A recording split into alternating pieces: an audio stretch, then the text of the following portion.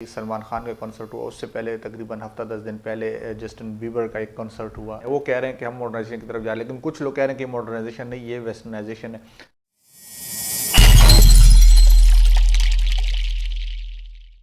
Hello everyone, अस्सलाम वालेकुम। आज 15 दिसंबर 2021। आज हम देख रहे हैं कि सऊदी अरब अभी सलमान खान का कॉन्सर्ट हुआ, उससे पहले तकरीबन हफ्ता 10 दिन पहले जस्टिन बीबर का एक कॉन्सर्ट हुआ। तो ये हम एक ग्रेजुअली एक सीक्वेंस के साथ हम चीज़ें देख रहे हैं कि सऊदी अरब की जो सोसाइटी है, जो Saudi Arab as a country, वो क्या हो रहा है कि एक मॉडर्नाइजेशन की तरफ बढ़ रहे हैं। वो कह रहे हैं कि हम मॉडर्नाइजेशन की तरफ जा रहे हैं, लेकिन कुछ लोग कह रहे हैं कि मॉडर्नाइजेशन नहीं, ये वेस्टर्नाइजेशन है। लिहाजा हम इसको देखते हैं कि इसके असल जो मेन रीज़न्स हैं वो क्या है। ठीक है, उन रीज़न को देखते हैं। सबसे पहले तो आप ये देखें कि ये जो क्लोज सोसाइटी बनी है कि कब कैसे, तो ये क्या जब उनके इंडिपेंडेंस हुआ 1924 में, उस वक्त से इनकी सोसाइटी क्लोज थी, या ये ग्रेजुअली बाद में कुछ उन्होंने ऐसे स्टेप उठाए जिनकी वजह से उन्होंने सोसाइटी को क्लोज कर दिया, ड्राइविंग पाबंदी लगा दी, कंसर्ट से नहीं, बस सब कुछ की पाबंदी लगा दी। अगर हम देखें तो तकरीबन 1924 जो सऊदी अरब का इंडिपेंडेंस ईयर है, तकरीबन ऑटोमन एम्पायर के डिसइंटीग्रेशन के बाद, तो क्या हुआ कि ग्रेजुअली किंग सलमान और उसके बाद फैसल, शाह फैसल और दूसरे उनके kingdom gradually one by one करके आए। तो उस दौर में जो मिडल ईस्ट था वो थोड़ा सा रिलेटिवली मॉडरेट था। अगर कमाल अतातुर्क को आप देख लें, चाहे आप फिर ऑफ ईरान को देख लें, तो मिडल ईस्ट ओवरऑल जो था एक मॉडरेट था, एक उसमें वेस्टर्न इन्फ्लुएंस भी अच्छा खासा था।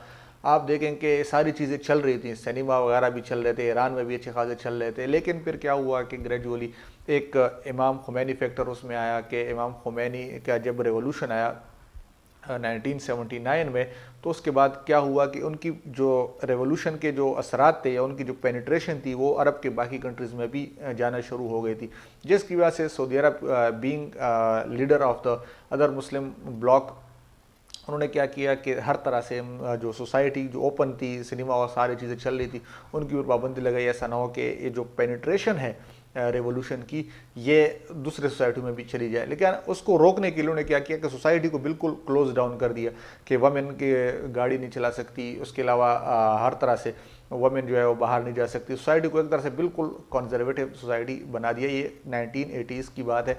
आप इसके लिए मैं जो सोर्स मैं आपको रिकमेंड करूँगा वो यही है कि आप जो है Dilip hero, DILIP, Dilip hero की बुक है, आप ये किताब पढ़ लें। बहुत एक आउटस्टैंडिंग किताब उन्होंने ये लिखी है, आप इसको पढ़ लें, आपको पता चल जाएगा कि सोसाइटी किस तरीके से उन्होंने इस्लाम को किस तरीके से उन्होंने यूज़ किया है, और किस तरीके से कोल्ड वॉर जो है, एक तो लार्जर कोल्ड वॉर था सोवियत यूनियन और अमेरिका के दरमियान, और एक मिडल ईस्ट में भी एक कोल्ड वॉर चलता रहा बिटवीन ईरान एंड सऊदी अरब के दरमियान। अच्छा, खैर डिटेल में ज़्यादा नहीं जाएंगे, अब आगे आते हैं।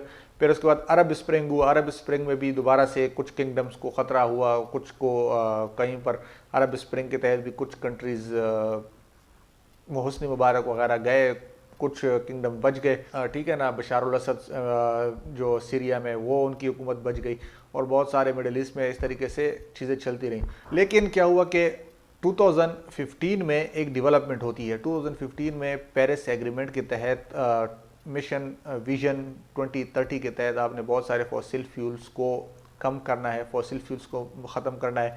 लिहाजा उसके लिए क्या करना था कि बहुत सारे कंट्रीज़ तकरीबन including Obama and China America दोनों ने उनको क्या किया कि सपोर्ट किया कि we are going to support this Paris agreement. And हमने क्लाइमेट चेंज के जो थ्रेट्स हैं, या जो क्लाइमेट चेंज के जो उन्होंने सब कुछ जियोपार्डाइज किया हुआ है, उनको हम क्या करेंगे कि कम करेंगे। चीज़ें चलती रहीं। तकरीबन 2 साल बाद 2017 में क्राउन प्रिंस मोहम्मद बिन सलमान आ जाते हैं, जिनको समझा जाता है कि ये क्योंकि रिलेटिवली थोड़े मॉडरेट हैं, वेस्ट में रह चुके हैं, और यूरोप भी तकरीबन इनका अच्छा खासा वो है, इन्फ्लुएंस है यूरोप में भी, और ट्रम्प के साथ भी इनकी दोस्ती है। लिहाजा समझा जाता है कि ये सोसाइटी को मॉडरेट करने की तरफ लेके जाएंगे। और सबसे पहले यही हुआ कि जब वो आए तकरीबन 2019 में, सबसे पहला जो उन्होंने एक कदम उठाया वो यही था कि एक ख़ातून को, एक फ़ीमेल को उन्होंने अमेरिका अपॉइंट किया as a ambassador. Saudi Arab की हिस्ट्री में सबसे the first female ambassador to the US जब उन्होंने नॉमिनेट किया, तो वहीं से लग रहा था कि अब जो है ये सोसाइटी की तरफ, सोसाइटी जो है ये मॉडर्नाइजेशन की तरफ बढ़ रही है।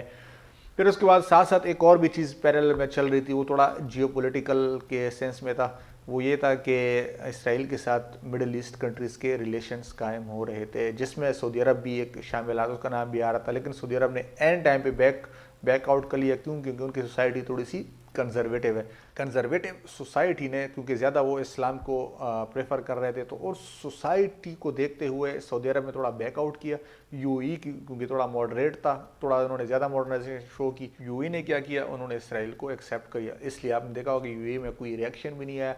सऊदी अरब में रिएक्शन आने का खतरा था, इसकी वजह से उन्होंने क्या किया कि किसी भी तरीके से इसराइल के साथ डायरेक्ट कॉन्टैक्ट बनाने की कोशिश नहीं की। तो ये बड़े बड़े मेन आपने देखा कि असरात जो थे यहाँ से आ रहे हैं। अब अचानक अगर आप देखते हैं कि मेन रीज़न इसकी क्या हो सकते हैं अभी रिसेंट डेवलपमेंट में, वो यही हो सकती है। सबसे पहला जो इसका रीज़न है वो यही है कि जियोपॉलिटिकल वे में हम इसको देखते हैं कि ये जो मॉडरेशन हो रही है, ये अपने आप को सोसाइटी को चेंज कर रहे हैं, वो सिर्फ और सिर्फ इसराइल को तस्लीम करने के हवाले से है, ताकि वो इस्लाम को तस्लीम करें कि सोसाइटी मॉडरेट हो, ताकि फिर वो इसराइल की एक्सेप्ट करने की तरफ अगर जाएँ भी तो उनको रिएक्शन ना आए। और बिल्कुल ये वही फार्मूला है जो यूएई और इजिप्ट में अपनाया गया था। इजिप्ट को मॉडरेट किया, उन्होंने एक्सेप्ट कर लिया, ठीक है ना। इसको यूएई को मॉडरेट किया, ये भी। और हाँ, याद रहे कि तुर्की ने भी उस वक्त ये एक्सेप्ट किया था जब तुर्की भी मॉडरेट था, कमाल अतातुर्क के दौर में, ठीक है। तो ये उसी की सारी मतलब फार्मूला वही चल रहा है। जॉर्डन भी, उसको भी मॉडरेट किया उन्होंने इसराइल को एक्सेप्ट। आप देखेंगे जो मॉडरेट नहीं है, जो था कंजर्वेटिव है, ईरान को आप देखें, ईरान एक्सेप्ट नहीं करेगा बिल्कुल भी। इराक है, सीरिया है, ये बिल्कुल वो क्या है कि बिल्कुल कंजर्वेटिव्स हैं, उनको ये बिल्कुल भी इसराइल की तरफ नहीं जाएंगे। लिहाजा उन्होंने क्या किया, सोसाइटी को मॉडरेट किया। तो ये जियोपॉलिटिकल वे में सबसे पहला रीज़न क्या है, जियोपॉलिटिकल। दूसरा रीज़न जो है वो थोड़ा जियो इकोनॉमिक से रिलेटेड है, क्योंकि फॉसिल फ्यूल्स के ऊपर अभी भी जो COP26 हुआ था, COP26 ग्लासगो में हुआ था पिछले मंथ, लास्ट मंथ हुआ था 2021 में, नवंबर 2021 में। उसमें ये चीज़ आई थी कि फॉसिल फ्यूल के ऊपर पाबंदी लगाई जाए, फॉसिल फ्यूल को ख़त्म किया जाए। अब उसको ख़त्म करने के हवाले से डिबेट चल रही थी, लेकिन जो इंडिया और सऊदी अरब जैसे ममालिक ने काफ़ी ज़्यादा इनकी रेजिस्टेंस शो की, क्योंकि उन्होंने कहा कि हमारी डिपेंडेंसी बहुत ज़्यादा है ऑयल के ऊपर, इसलिए अचानक से हम इसको ख़त्म नहीं कर सकते, हमें कुछ वक्त दें ताकि हम इसका अल्टरनेटिव निकालें, कोई अल्टरनेटिव हमारे पास मौजूद हो। अब उस अल्टरनेटिव के लिए उनके पास दो तीन ही रास्ते हैं कि या तो सोसाइटी को ओपन करके इन्वेस्टमेंट को बाहर से लाया जाए, क्योंकि यूएई उसकी सऊदी अरब की जो सोसाइटी है वो थोड़ी क्लोज है, वहाँ पर इन्वेस्टमेंट नहीं आ सकती, टूरिज़म इतनी नहीं है, जिसके लिए उन्होंने सोचा कि ऑयल के ऊपर डिपेंडेंसी अगर आपने कम करनी है तो आप क्या करें कि सोसाइटी को ओपन करें और ज़्यादा से ज़्यादा जो सिनेमा वगैरह सारी चीज़ों को ओपन करके, ताकि आपके पास बाहर से इन्वेस्टमेंट आए, बाहर से लोग आएँ, टूरिज़म हो आपके पास, और हर तरह का आपके पास इन्वेस्टमेंट हो, जैसे टैक्सेशन का सिस्टम जैसे यूएई में है, तो बिल्कुल वही चीज़ें आप यहाँ पर भी सऊदी अरब में है, ताकि आपके पास 2030 से पहले पहले आप एक अल्टरनेटिव कोई ना कोई निकाल लें। अगर फॉसिल फ्यूल के ऊपर पाबंदी लग भी जाए तो आपके पास अल्टरनेटिव हो अपनी मुल्क की इकोनॉमी चलाने के लिए, ठीक है। तो ये हुआ दूसरा रीज़न।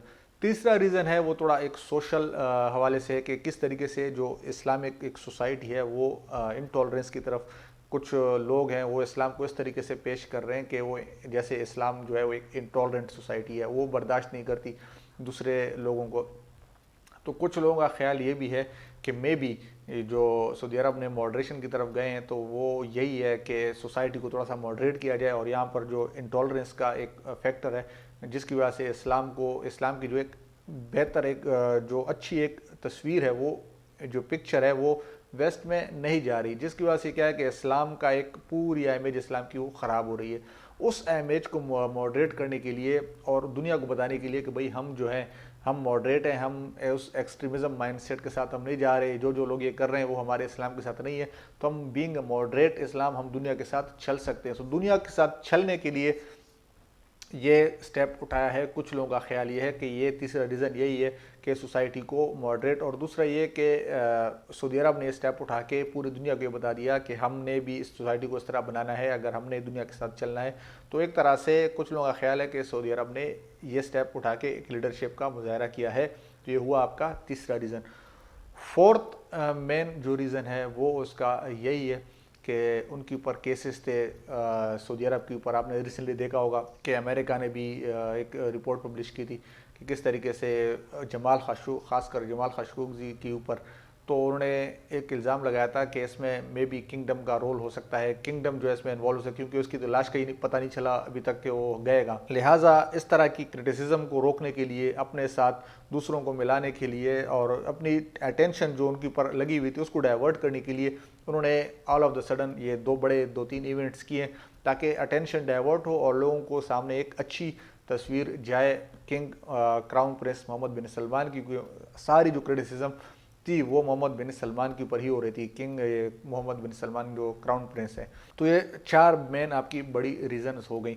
अब इसकी इम्प्लीकेशंस क्या हो सकती है? इम्प्लीकेशंस तो 2 ही तरीके में आप देख सकते हैं, एक जियोपॉलिटिकल है और एक जियो इकोनॉमिक है। अगर जियोपॉलिटिकल वे में आप देखें इसराइल के साथ फ्रेंडशिप में, तो ये मुस्लिम वर्ल्ड को बिल्कुल डिवाइड कर देगी। डिवाइड करने का मतलब ये है कि इसराइल पर जो फ़लस्तीन जो कॉज है वो फर्दर बैकवर्ड चला जाएगा। जब बैकवर्ड जाएगा तो जो फ़लस्तीन के जो लोग हैं वो मे भी और ज़्यादा एक्सट्रीमिज़म की तरफ जाएं, और ज़्यादा वो अटैक करना शुरू कर दें। तो इसका मतलब क्या है कि फ़लस्तीन कॉज फिर आप भूल ही जाएं कि उसके लिए फिर कोई आवाज़ उठाए इन फ्यूचर या इन द 21st सेंचुरी।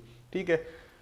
जो दूसरी इम्प्लीकेशन उनकी वो यही है कि जियो पोलिटिकल वे में अगर हम इसको देखें तो यही है कि जल्द से जल्द उन्होंने मॉडरेट होके, क्योंकि मे बी इन फ्यूचर एक नया अलायंस बनने जा रहा है एक नए कोल्ड वॉर की तरफ, तो उसको मॉडरेट करके मे बी ये एक यूएस कैंप की तरफ भी जा सकते हैं अगर ये अपनी सोसाइटी को मॉडरेट कर लें। क्योंकि कंजर्वेटिव माइंड जो है ना, वो अभी भी कुछ लोग जो हैं उनके वो इसराइल की तरफ या यूएसए की तरफ नहीं, वो उनका झुकाव थोड़ा अभी चाइना और रशिया की तरफ है। तो जिसकी वजह से उनकी सोसाइटी भी डिवाइडेड है। तो इन फ्यूचर के लिए भी उन्होंने सोसाइटी को मॉडरेट किया, ओपन किया और डेमोक्रेटिक वो की तरफ, उनको डेमोक्रेसी की तरफ तो नहीं जाएंगे लेकिन थोड़ा ओपन सोसाइटी की तरफ, ताकि वेस्ट की तरफ से भी क्रिटिसिज्म उनके ऊपर ना आए। तीसरा जो उनकी मेन जो एक बड़ी इम्प्लीकेशन है वो उनकी जियो इकोनॉमिक है। जियो इकोनॉमिक ये है कि उन्होंने एक दुनिया के सामने एक एग्जांपल सेट की कि आप ऑयल के ऊपर हर वक्त डिपेंडेंट नहीं रह सकते, आप अपने आप को चेंज आपको करना पड़ेगा कभी ना कभी। लिहाजा आप क्या करें कि अपने आप को चेंज करें, ज़्यादा अपने आप को कंजर्वेटिव न बनाएं, अपने आप को मॉडरेट करें। तो ये दुनिया के लिए, ख़ासकर जो इस्लामिक कंट्रीज़ हैं दुनिया में, उनको ये एक पैगाम है कि भाई आप अपने आप को मॉडरेट करें, दुनिया के साथ चलने की कोशिश करें। ये उन्होंने एक पैगाम, ये एक बड़ी इम्प्लीकेशन इसकी दुनिया के लिए है कि दुनिया, ख़ासकर इस्लामिक वर्ल्ड जो है, उसके रास्ते पे चलने की कोशिश करेगी, सऊदी अरब के रास्ते पे, खासकर जियो इकोनॉमिक में, कि आप अपने आप को, सोसाइटी को ओपन करें, वेस्टर्न कंट्रीज़ को आने दें, इन्वेस्ट करने की कोशिश करें, और जो भी आपके पास बाहर मुल्कों से इन्वेस्ट कर रहे हैं वो उनको आप मना न करें, और वो कोई हराम नहीं है। मतलब एक तरह से उन्होंने एक एग्जाम्पल सेट की by doing itself, starting from themselves, उन्होंने खुद से शुरू की सारी चीज़ें। तो ये आपकी होगी जियो इकोनॉमिक मतलब पर्सपेक्टिव में। फ्यूचर इसका क्या हो सकता है? फ्यूचर तो यही है कि सबसे पहले तो जो इश्यूज इनके साथ इन्वॉल्व हैं, पहले तो आप ये कि कोई भी आप मॉडरेशन की तरफ जाएं या वेस्टर्नाइजेशन की तरफ जाएं, तो पहले तो आप ये देखें कि आप ये जो चीज़ कर रहे हैं इसके बाकी जो मुस्लिम कंट्रीज़ हैं उनके ऊपर क्या इम्प्लीकेशन है, उनके ऊपर क्या असर आता है, क्या आपने सबको एतमाद में लिया। लिहाजा सजेशन उसके लिए यही है कि आप जो है सबके साथ, बाकी कंट्रीज़ के साथ भी, बाकी कंट्रीज़ को भी एतमाद में लें, OIC को आप एतमाद में लें, जिसकी वजह से ये होगा कि एक यूनिटी और एक कॉन्सेंसस के साथ एक आपकी वॉइस जाएगी दुनिया भर में। वरना ये मुस्लिम उम्मा को फर्दर डिवाइड करेंगे, क्योंकि being a leader of the Muslim world, Saudi Arab का ये एक रिस्पॉन्सिबिलिटी भी है, एक ड्यूटी भी है कि वो सारे मुस्लिम कंट्रीज़ के साथ मिल के चले। और अगर वो कोई स्टेप उठा रहा है जिसको अगर सोसाइटी को चेंज करना है या इसराइल के, तो सारे कंट्रीज़ के साथ मिल के अपने लेकर चलें। वरना ये इस तरीके से है कि सऊदी अरब जो है अपने आप को मे बी इन फ्यूचर अपने आप को वो ज़्यादा फर्दर इस्लामिक सोसाइटी में आइसोलेट कर ले, अपने कंट्री को तो वो मे बी मॉडरेट कर ले, लेकिन क्या वो दूसरे कंट्रीज़ को मॉडरेशन की तरफ लेके जा सकते हैं, दूसरी सोसाइटीज़ को मॉडरेशन के लिए? ये एक बड़ा क्वेश्चन है जो इन फ्यूचर हमें चीज़ नज़र आएगी या हमने देखनी होगी। लिहाजा ये जो है ना, हमें सऊदी अरब की एक मोस्ट इम्पॉर्टेंट इशू था कि ये मॉडर्नाइजेशन है या वेस्टर्नाइजेशन है। अगर आप मेरा पॉइंट ऑफ व्यू देखें, मेरे लिहाज से आप देखें, तो ये मॉडर्नाइजेशन के साथ साथ वेस्टर्नाइजेशन है। जिस तरीके से UAE ने अपने आप को मॉडरेट किया है, ठीक है ना, मॉडरेट करने के साथ साथ वो वेस्टर्नाइज हुए हैं सारे। किसी भी तरीके से आप ये नहीं कह सकते कि ये इस्लामिक मॉडर्न इस्लाम एक कंट्री है, ख़ासकर UAE को अगर आप देखें। तो वो मॉडर्नाइजेशन के साथ वेस्टर्नाइजेशन की तरफ भी गए हैं। तो वेस्टर्नाइजेशन का मतलब ये है कि आपने सारा सिस्टम जो है वो वेस्ट का अपना लिया है, ठीक है, सिर्फ मॉडर्न चीज़ें नहीं, वेस्ट के भी सारे कल्चर आपने अपना लिया है, ठीक है। तो मेरे ख्याल में सऊदी अरब का जो एक स्टेप है वो मॉडर्नाइजेशन लीडिंग टूवर्ड्स वेस्टर्नाइजेशन है। So hope you get my point. This is all from here, thank you, अल्लाह हाफिज़।